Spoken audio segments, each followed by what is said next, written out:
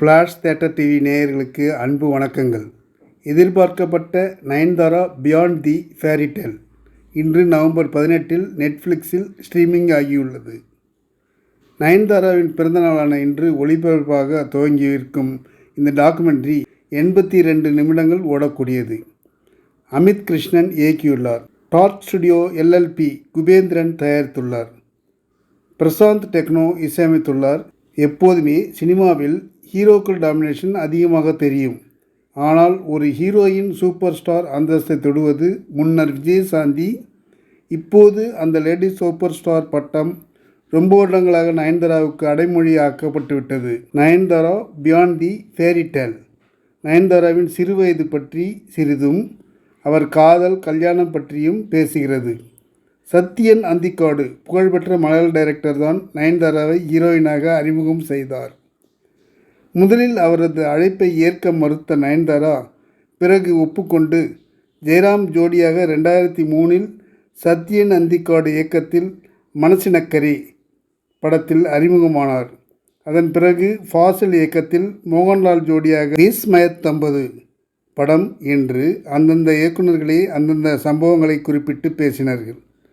அதற்கு பிறகு சரத்குமாருடன் ஐயா, ரஜினியுடன் சந்திரமுகி, மம்முட்டியுடன் ராப்பகல் படங்களும், கஜினி படத்தில் ஒரு விமர்சனத்துக்குரிய ஒரு ஆட்டமும் ஆடியிருந்தார் நயன்தாரா. அப்போது தனது நடிப்பை குறை சொல்லாமல் உருவ கேலி, உடல் எடை என்று என்னை விமர்சித்தது தன்னை பாதித்ததாக அந்த டாக்குமெண்ட்ரியில் சொல்லியிருக்கிறார் நயன்தாரா.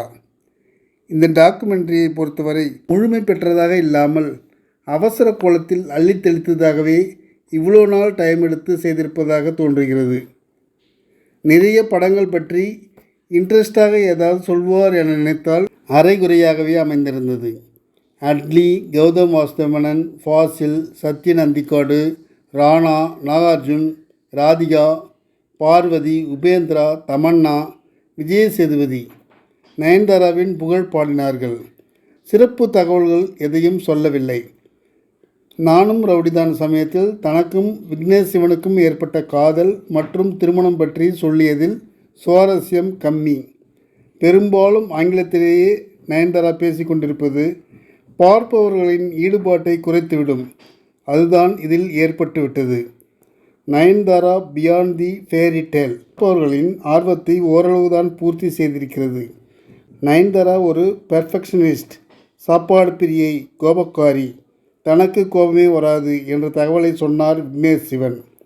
எல்லோரும் நினைப்பது போல நயன்தாரா டயட் கண்ட்ரோலில் இல்லை.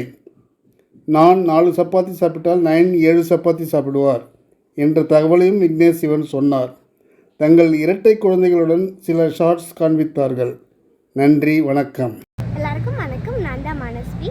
ஃப்ளாஷ் தியேட்டர் டிவிக்கு லைக் பண்ணுங்கள், ஷேர் பண்ணுங்கள், சப்ஸ்கிரைப் பண்ணுங்கள், கமெண்ட் பண்ணுங்கள். மறக்காமல் அந்த பெல் ஐக்கானையும் கிளிக் பண்ணிடுங்க. அப்போ தான் உங்களுக்கு நோட்டிஃபிகேஷன்ஸ்லாம் வரும். Thank you all. Bye bye.